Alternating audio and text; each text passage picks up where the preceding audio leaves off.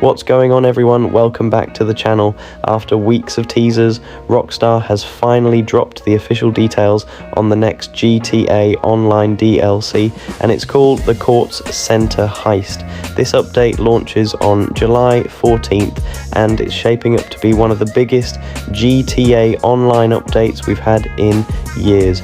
We're getting an entirely new heist, a brand new way to make money, new characters, new gameplay mechanics, and what could be the final major GTA Online update before GTA 6 launches later this year. So today, let's break down absolutely everything Rockstar has revealed so far, what it all means, and why this update could be much bigger than people first thought. Let's get into it. The first thing Rockstar confirmed is the release date.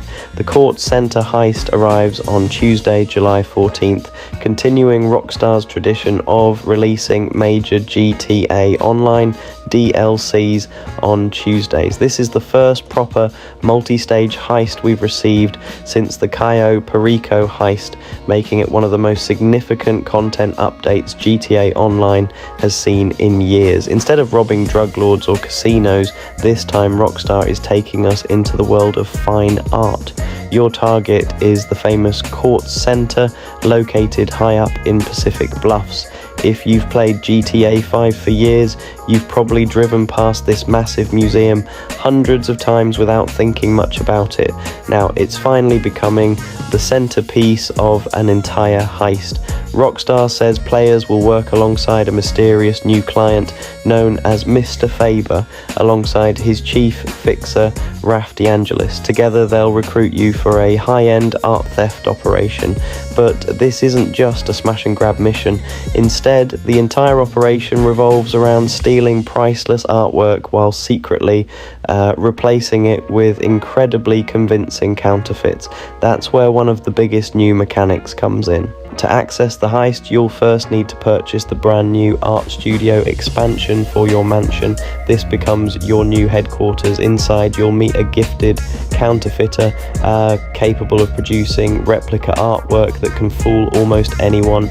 Instead of simply stealing paintings, you'll actually manufacture fake versions before carrying out the robbery. It's a really interesting concept because it's something completely different from previous GTA heists.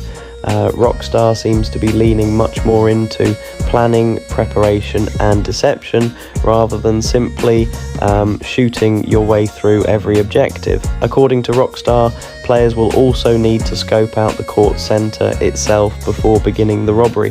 This means gathering intelligence, studying the layout, and choosing your approach before launching the main finale. If that sounds familiar, it's because it shares similarities with both the Diamond Casino heist and Cayo Perico, where preparation played a huge role in determining how smoothly everything went. The good news is Rockstar appears to be expanding on that system even further. Instead of simply choosing one entrance, it sounds like there will be multiple strategies depending on how much preparation you complete.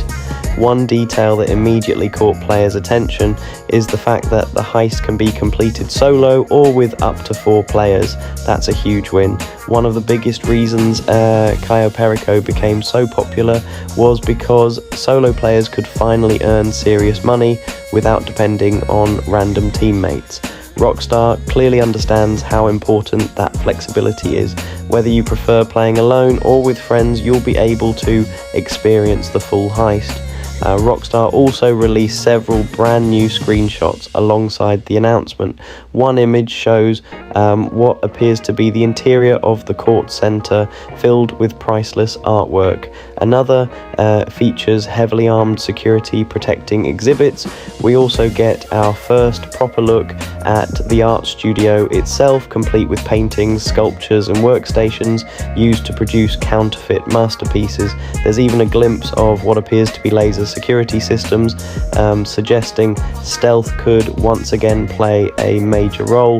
If Rockstar has learned anything from previous heists, hopefully players will have multiple ways to complete objectives instead of being forced into one scripted route. One thing that stood out to me is the overall tone. This doesn't feel like another military operation or government conspiracy. Instead, Rockstar is going back to classic organised crime. Stealing priceless art feels incredibly fitting for GTA's world, especially considering how many museums and wealthy districts have existed in Los Santos since 2013 without ever really being used. It's honestly surprising it took this long. Now, here's something interesting. Rockstar is being surprisingly secretive. Normally by this point we'd already know about new vehicles, weapons, businesses and quality of life improvements. This time they've deliberately kept most of those details hidden. That almost certainly means another newswire is coming closer to launch with the full patch notes, so expect plenty more announcements over the next few days. Of course, the biggest question everyone has is, how much money will this heist actually pay? Rockstar hasn't revealed any numbers yet, but considering the amount of preparation required and the fact that this is positioned as one of GTA Online's biggest robberies, expectations are naturally very high. If the payouts are anywhere near Cayo Perico at launch, this could quickly become one of the best money-making methods in the entire game.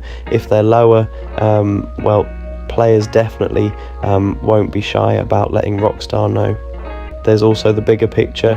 With GTA 6 now on the horizon, many fans believe this could be the final truly major GTA Online expansion.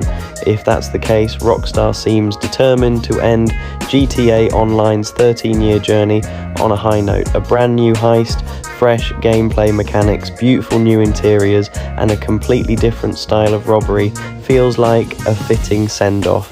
Whether this ends up being the final chapter or not, it's certainly one of the most exciting updates we've seen announced in a long time. Overall, I think Rockstar has done exactly what they needed to do. Instead of recycling another drug business or another military operation, they're giving us something fresh. The concept of replacing priceless artwork with counterfeits sounds genuinely unique. The art studio introduces an interesting new property, and the ability to play solo is something almost everyone wanted. Now all that's left is to see how much money it pays and whether the gameplay lives up to the hype. If you enjoyed today's breakdown, don't forget to leave a like, subscribe if you're new, and turn on notifications so you don't miss any coverage when the update drops on July 14th. Thanks for watching, and I'll see you all in the next one.